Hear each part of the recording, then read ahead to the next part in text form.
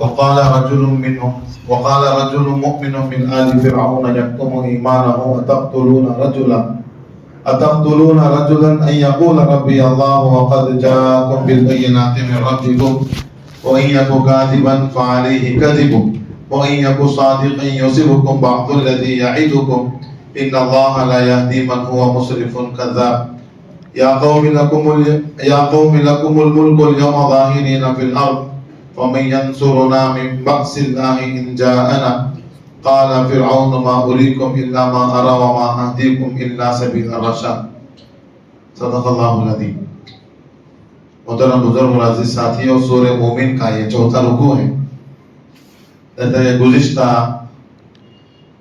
فرعون نے یہ کہا تھا کہ جب اس نے دیکھا کہ اس کے اپنے لوگ ایمان قبول کر رہے ہیں اور حضرت موسیٰ علیہ السلام کے دین کے طرف مائل ہو رہے ہیں، تو اس نے آپس میں مشورہ کر کے کہا کہ مجھے اجازت دو، میں موسیٰ کو قتل کرنا چاہتا ہوں، اس لیے کہ وہ آپ کی تہذیب اور آپ کے دین کو بدل دیں۔ وجہ اس کی یہ تھی کہ خود فرعون کی بیوی حضرت آسیہ کہا جاتا ہے، وہ مومنہ تھی، اور اس کا چچازاد بھائی جس کا تذکرہ یہاں پر ہے وہ بھی ایمان لا چکا تھا۔ وقال رجل مؤمن من آل فرعون، آل فرعون یعنی فرعون کے خاندان میں سے ایک مرد نے ایمان قبول کیا، یکتم ایمانہ، حالانکہ اس نے ایمان قبول کر کے ظاہر نہیں کیا بلکہ اپنے ایمان کو چھپا کر رکھا تھا۔ تب اس نے دیکھا کہ فرعون یہ کہہ رہا ہے اور اس کی قوم یہ کہہ رہی ہے کہ ہم حضرت موسیٰ کو قتل کریں گے، تو چونکہ وہ ایمان لا چکا تھا لیکن اپنے ایمان کو چھپا کر رکھا تھا، تو وہ اپنی قوم کی ہمدردی میں کہتا ہے اتقتلون رجلا ان یقول ربی اللہ، کیا تم ایک انسان کی اس وجہ سے قتل کر دو گے جو یہ کہتا ہے کہ اللہ میرا رب ہے، حالانکہ اس کا کوئی گناہ نہیں ہے۔ اگر تم اسے قتل کرنا چاہو تو کوئی گناہ تو ثابت ہو، کوئی جرم تو ثابت ہو، نہ اس نے چوری کی، نہ اس نے ڈاکہ ڈالا، نہ کچھ دوسرا گناہ کیا، صرف اتنا کہنا کہ ربی اللہ، اللہ میرا رب ہے، اس بنیاد پر تم اسے قتل کر دو گے۔ وَقَدْ جَاءَكُمْ بِالْبَيِّنَاتِ مِنْ رَبِّكُمْ، حالانکہ وہ اپنے رب کے طرف سے دلائل اور معجزات دے کر آیا ہے، تو ایسے آدمی کہ تم قتل کرنے کا مشورہ کرتے ہو، دیکھو یہ کام کرو، وَإِن يَكُ كَاذِبًا فَعَلَيْهِ كَذِبٌ، اگر وہ جھوٹا ہے اور جھوٹ اپنے آپ کو نبی کہہ رہا ہے تو اس کا یہ جھوٹا اس کو ختم کر دے گا۔ یہ جھوٹ بولنا اس کی ہلاکت اور بربادی کے لیے کافی ہے، آپ اسے قتل کرنے کی ضرورت نہیں ہے۔ جیسا کہ تم سب کہہ رہے ہو کہ موسیٰ جھوٹا ہے، تو اگر واقعتاً وہ جھوٹا ہے تو اس کا جھوٹ اسے ختم کرے گا۔ وَإِن يَكُ صَادِقًا، اگر خدا نہ خواستہ وہ سچا نکلا اور اللہ کا سچا پیغمبر نکل گیا، یُصِبْکُم بَعْضُ الَّذِی یَعِدُکُم، جو وہ پیشن گوئی پیش کر رہا ہے، تم کو بتا رہا ہے کہ تم اللہ پر ایمان نہیں لاؤ گے تو اللہ کا عذاب آ جائے گا، تو اس میں آپ کو کوئی بچا نہیں سکتا۔ اگر وہ جھوٹا ہے تو وہ اپنے جھوٹ کی سزا پائے گا، اگر وہ سچا ہے اور آپ نے اس کی تکذیب کیا اور آپ نے اس کو جھٹلایا تو یہ آپ کو دھوکے سے اور خطرے سے خالی نہیں ہے۔ ان اللہ لا یہدی، بے شک اللہ تبارک و تعالی ہدایت نہیں دیتے، من، ہر اس شخص کو، مسرف کذاب، تو حد سے گزرنے والا اور جھوٹا۔ یعنی اللہ تبارک و تعالیٰ نے حضرت موسیٰ کو ہدایت دی ہے تو ظاہر سی بات ہے حضرت موسیٰ نہ حد سے گزرنے والے ہیں اور نہ وہ جھوٹے ہیں، بلکہ حد سے گزرنے والا تو فرعون ہے اور جھوٹا کون ہے؟ فرعون۔ اس لیے کہ حد سے گزرنے والا فرعون یہ ہے کہ بات بات پر لوگوں کو قتل کرتا ہے اور سب کے لیے قتل کا حکم دیتا ہے، تو حد سے گزرنے والا فرعون ہے، اور کذاب یہ ہے کہ اپنے آپ کو خدائی کا دعویٰ کر رہا ہے۔ تو اللہ تبارک و تعالیٰ فرعون کو تو ہدایت نہیں دیں گے، فرعون اپنی جگہ جھوٹا ہے، لیکن حضرت موسیٰ کا معجزات لے کر آنا یہ کہہ رہا ہے حضرت موسیٰ جھوٹے بھی نہیں اور حد سے گزرنے والے نہیں۔ اور وہ جو ایمان لے کر آیا ہے وہ آگے کہہ رہا ہے یا قوم لکم الملک اليوم ظاہرین فی الارض، اے میری قوم آج یہ زمین پر بادشاہت تمہاری ہے۔ فرعون بادشاہ کر رہا ہے، طاقت و قوت اس کے پاس ہے، لیکن کل کو اگر بادشاہت ختم ہو گئی اور اللہ کا عذاب آ گیا، فَمَن يَنصُرُنَا مِن بَأْسِ اللَّهِ إِن جَاءَنَا، اگر یقین کرو آج تمہارے پاس طاقت و قوت ہے، لیکن اگر اللہ کا عذاب آ گیا تو اللہ کے عذاب سے تم کو کون بچا سکتا ہے؟ تو اس کا چچا زاد بھائی جب یہ بات کہہ رہا ہے تو فرعون کے دل کے اندر اور خوف پیدا ہوا۔ فرعون نے سمجھنے لگا کہ میری قوم یہ میرے خدائیت کو ختم کر کے رہے گی، جو میں چھوٹا دعویٰ کر رہا ہوں اپنے آپ کو خدائی کا، یہ میری قوم اسے تسلیم نہیں کرے گی۔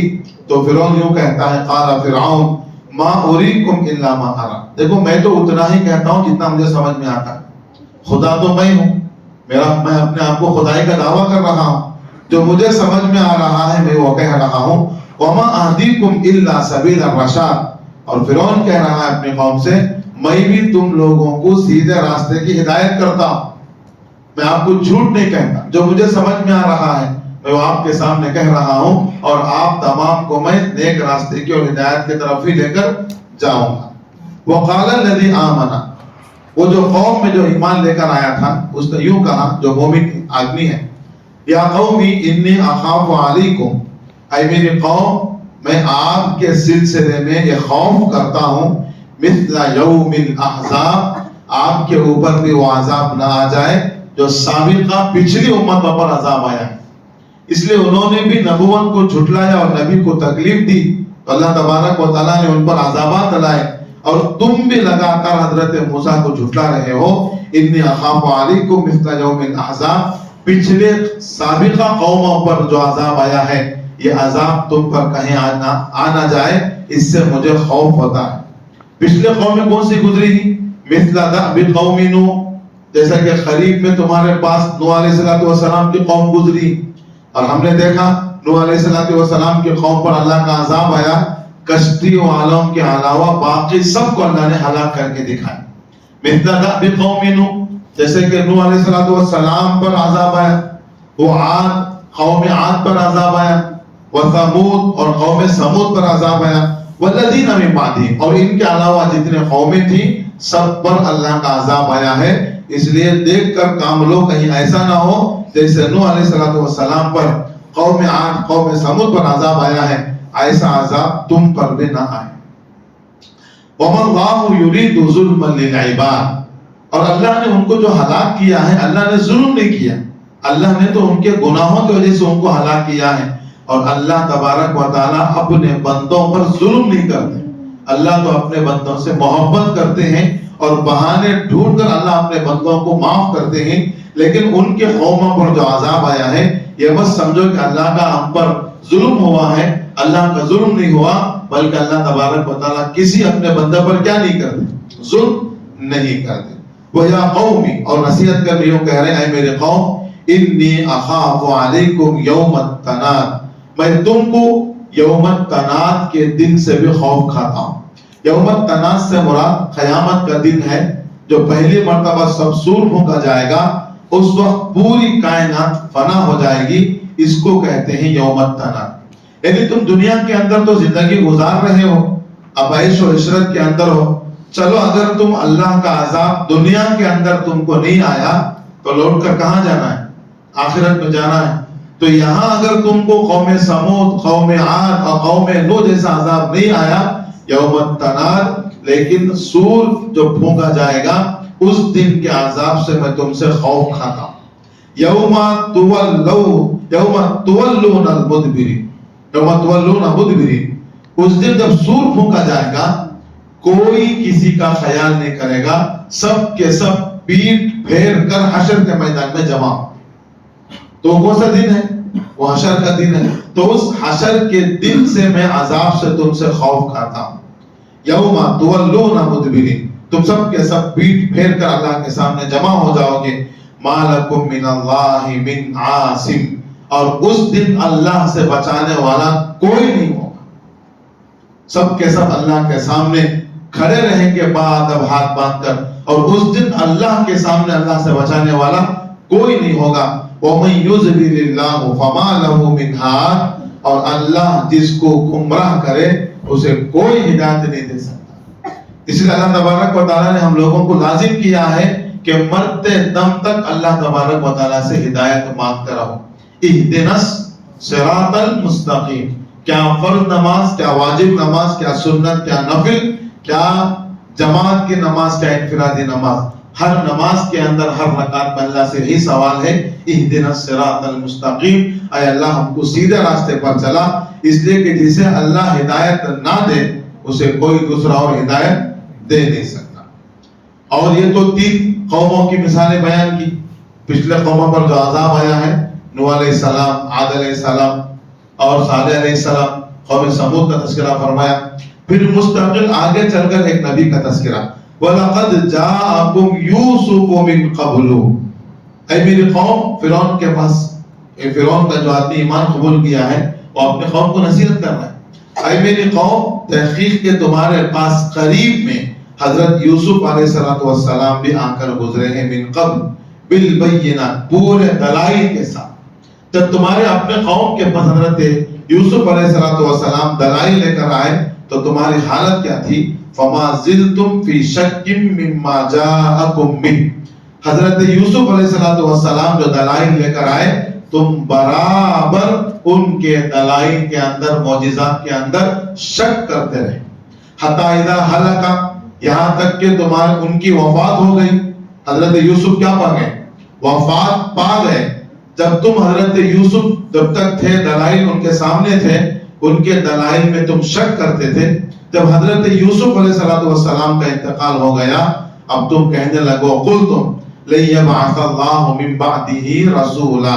تو یہ کہتے تھے ان کی قوم کہ اگر یوسف اللہ کے نبی، چلو مان بھی گئے، زندے رہتے تو نہیں مانے، مرنے کے بعد کہہ رہے ہیں اگر یوسف اللہ کے نبی بھی تھے تو اب یوسف کے بعد اللہ تبارک و تعالیٰ دوسرے کسی نبی کو نہیں بھیجے.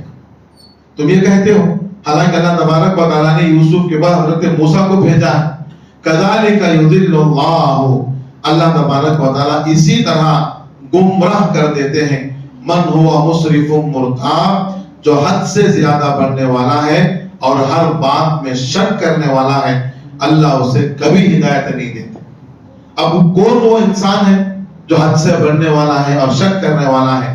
الذین یجادلون فی آیات اللہ بغیر سلطان اتاہم، بغیر کسی دلیل کے اللہ کی نشانیوں کے اندر جھگڑنے والا، یہ حد سے بڑھنے والا اور شک کرنے والا ہے. اللہ کے دلائل آ رہے ہیں، اللہ کی نشانیاں آ رہے ہیں، اب اس کے پاس انکار کی کوئی دلیل نہیں ہے، اس کے باوجود خامخواہ بغیر کسی حق کے اللہ کے نشانیوں کے اندر جھگڑتا ہے. کہ اللہ کی نشانیوں کو جھگڑنا کبورا مقتن عند اللہ وعند الذین آمنوا، وہ ایمان والوں کے پاس اور اللہ کے پاس بہت سخت چیز ہے. اللہ تبارک و تعالیٰ اس سے بہت ناراض ہوتے ہیں جو بغیر کسی دلیل کے اللہ کے آیتوں کا انکار کرتے ہیں. کذالک یطبع اللہ علی کل قلب متکبر جبار. بات یہ ہے کہ اللہ تبارک و تعالیٰ ہر اس دل پر مہر لگا دیتا ہے جس دل کے اندر تکبر ہو اور جس دل کے اندر جباریت پائی جاتی ہے. ہر متکبر جبار، جبار کے معنی ظلم کے ہیں، ظالم کے، جبر جسے کہتے ہیں، جبر ظالم کو کہتے ہیں.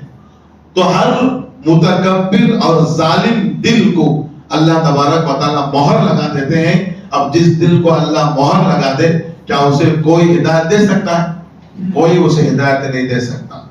تو یہی سلسلہ وہ مومن اپنے قوم کو سمجھا رہا ہے. تو اتنی گفتگو اس نے اپنے قوم سے کی کہ دیکھو خامخواہ حضرت یوسف، حضرت موسیٰ کو قتل مت کرو، اس لیے کہ اگر وہ جھوٹے ہیں تو ان کا جھوٹ ان کو ختم کرے گا، اگر خدا نہ خواستہ وہ سچے ہیں تو ان کا جھٹلانا تمہارے لیے خطرے سے خالی نہیں ہے. کیا صرف یہ کہنے پر کہ اللہ میرا رب ہے تم ان کو قتل کرو؟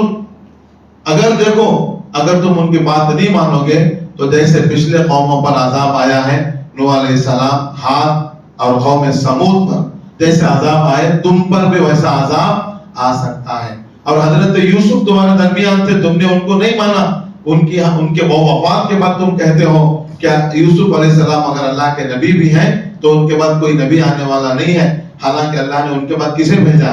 حضرت موسیٰ کو بھیجا. تو ساری گفتگو جو کر رہا ہے وہ مومن ہے وہ فرعون کے چچا زاد بھائی کا واقعہ ہے جو اپنے قوم کو ایمان کو لا چکا ہے لیکن اپنے ایمان کو چھپاتے ہوئے اپنے قوم کو نصیحت کی باتیں کر رہا ہے. تب یہ بات مکمل ہوئی تو ہارون جو ہے فرعون جو ہے اپنے قوم سے یوں کہتا ہے وقال فرعون نے کہا یا حامان کون تھا؟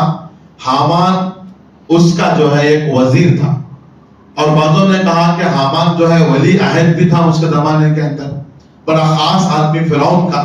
وہ قال فرعون، تو یہ ساری گفتگو سن کر فرعون یوں کہتا ہے مذاق میں یا سچی میں یا حامان، اے حامان ابنی لی سرحن، میرے لیے ایک بڑا محل تعمیر کرو، لمبا اونچا محل کیا کرو، آسمانوں تک چھونے والا ایک لمبا محل میرے لیے بناؤ.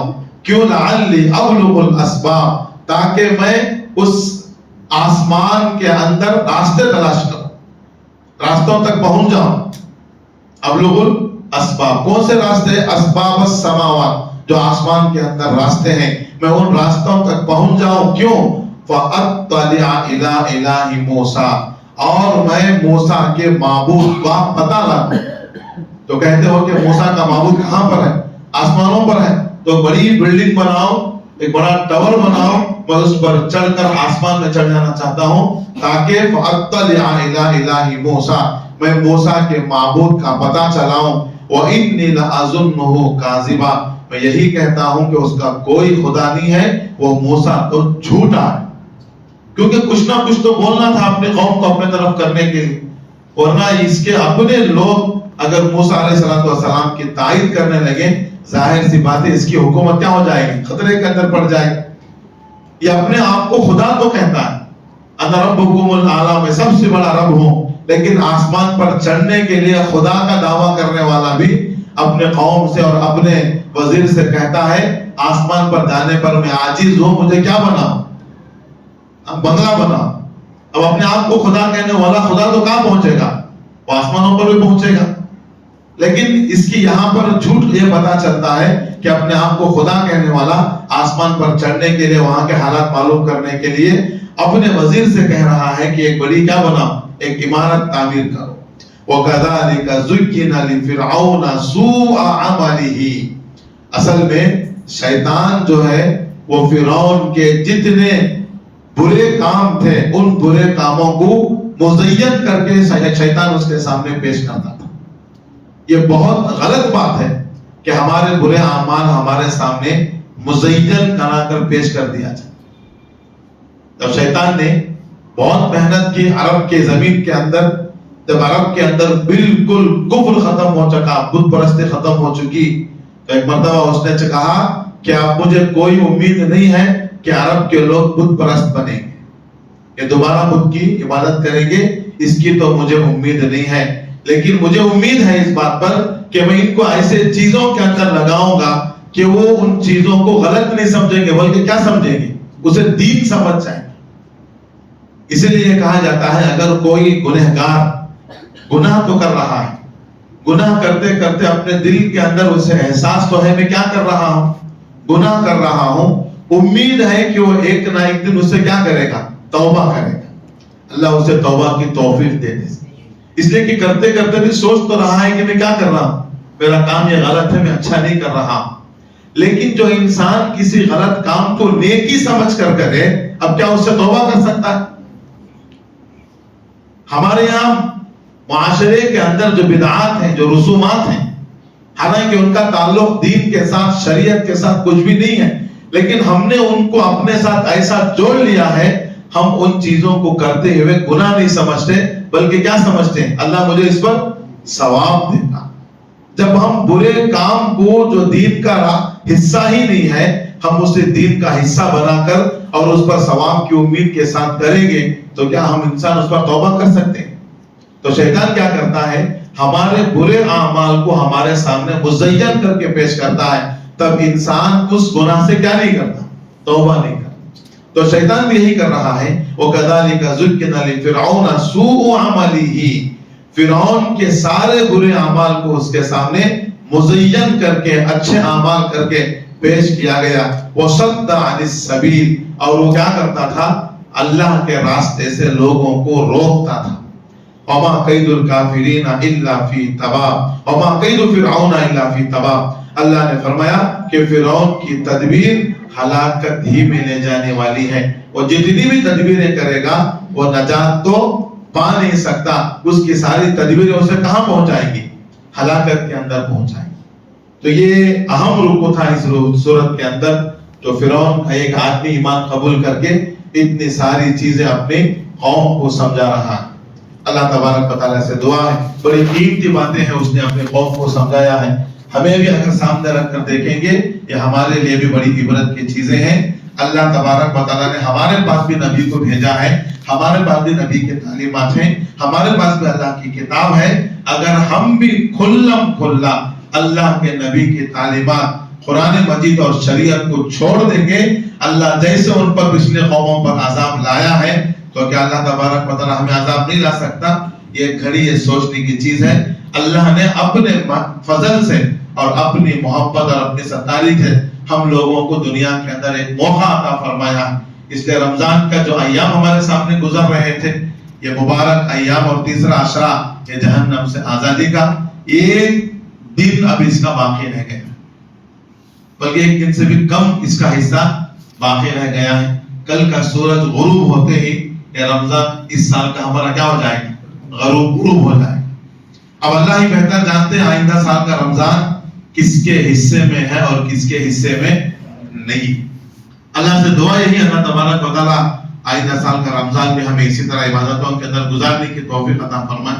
لیکن اللہ ہی کے علم میں اب جب یہ رمضان ختم ہونے کو ہے، اب آخری دن باقی ہے، اب اس وقت ہمیں کیا کرنا چاہیے؟ اس وقت ہمیں ایک ہی کام کرنا چاہیے کہ اللہ تبارک و تعالیٰ نے ہمیں جو مبارک مہینہ عطا فرمایا تھا، یقیناً ہم نے بہت غفلت اس کے اندر برتی. اس کے دن کے اندر بھی، رات کے اندر بھی، مسجد کے اندر بھی، مسجد کے باہر بھی، ہر جگہ ہم نے اس کی نافرمانی کی ہے اور اس کی ہم نے ناقدری کی. ابھی یہ آخری دن ہمارے سامنے ہے، کثرت کے ساتھ اللہ تبارک و تعالیٰ کے سامنے کیا کریں؟ توبہ و استغفار کریں. یہ اصول اللہ نے بتایا ہے. اذا جاء نصر اللہ والفتح ورأيت الناس يدخلون في دين الله افواجا. جب اللہ کی مدد اور نصرت آ جائے گی، آپ دیکھیں گے لوگ فوج در فوج اسلام کے اندر داخل ہوں گے. اللہ کے نبی کو حکم ہو رہا، فوج در فوج کیا ہوں گے؟ اسلام کے اندر داخل ہوں گے. فسبح بحمد ربک واستغفر. اپنے رب کی فسبح تسبیح بیان کیجیے. سبح یسبح تسبیح، سبحانک اللہ سبحانک اللہم پڑھنا. بحمد ربک، اور اپنے رب کی حمد بیان کیجیے، الحمدللہ الحمدللہ کے ذریعے. واستغفر، اور کیا کیجیے؟ استغفار کیجیے. تو اللہ کے نبی آیت سورت نازل ہونے کے بعد مرتے دم تک یہی پڑھتے تھے، سبحان اللہ والحمدللہ لا الہ الا اللہ سبحان اللہ الحمدللہ استغفر اللہ. فسبح بحمد ربک واستغفر انہ کان توابا. حضرات صحابہ جب یہ سورت نازل ہوئی بہت خوش ہوئے، اس لیے کہ اللہ تبارک و تعالیٰ کا اس کے اندر یہ خوشخبری یہ تھی کہ تمہارے اوپر اللہ کی مدد آ چکی. اب فوج در فوج لوگ کیا ہوں گے؟ اسلام میں داخل ہوں گے. بہت خوش تھے، لیکن بعض صحابہ جو تھے وہ غم زدہ ہو گئے اس آیت کے نازل ہونے پر، سورت کے نازل ہونے پر. حضرت ابوبکر صدیق رضی اللہ تعالیٰ عنہ، حضرت عمر فاروق رضی اللہ تعالیٰ عنہ، عبداللہ ابن عباس رضی اللہ تعالیٰ عنہ جو مفسر قرآن ہیں، اس کی سورت نازل ہونے پر بہت غم زدہ.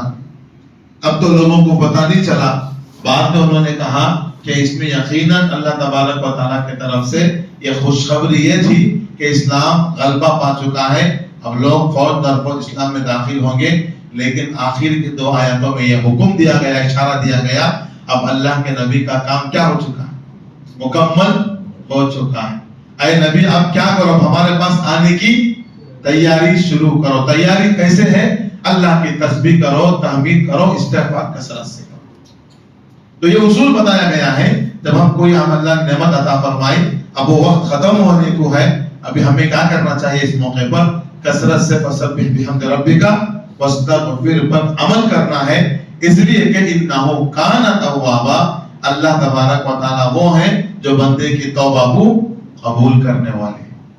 ہم سے نافرمانیاں ہوئی ہیں، ناقدری ہم نے کی ہے، اب اس کی تلافی یہی ہے کہ ہم اللہ تبارک و تعالیٰ کے سامنے توبہ کریں، خوب دعائیں مانگیں. ہمارا اکابرین کا سنت طریقہ میں نے آپ کے سامنے بتایا، 6 مہینے پہلے سے رمضان میں داخل ہونے کی دعائیں مانگتے تھے، اور رمضان جب ملتا کثرت سے عبادت کرتے، تھک جاتے، اپنے آپ کو تھکا دیتے.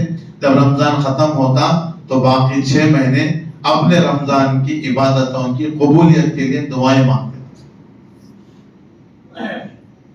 مانگیں گے انشاءاللہ. اللہ تبارک و تعالی ہم تمام کو اس رمضان کے اندر جو ہم سے غفلتیں ہوئی ہیں، انسان ہونے کے ناطے اللہ تبارک و تعالی ہم تمام کی اس غفلتوں کو معاف فرمائیں. ہماری اس غفلت کو بنیاد بنا کر اللہ تبارک و تعالی ہمیں اس مبارک مہینے سے اللہ محروم نہ فرمائے. اللہ سے ہماری یہی امید ہے انشاءاللہ آئندہ رمضان ہمیں اللہ تبارک و تعالی دوبارہ عطا کریں گے تو پورے عمل کے ساتھ اور پورے کیا کہیں گے اس کو صحیح وقت پر ہم صحیح معنوں کے اندر اس کی قدردانی کرتے ہوئے گزارنے کا اہتمام کریں گے انشاءاللہ. اللہ ہم تمام کو عمل کی توفیق عطا فرمائے. وما علینا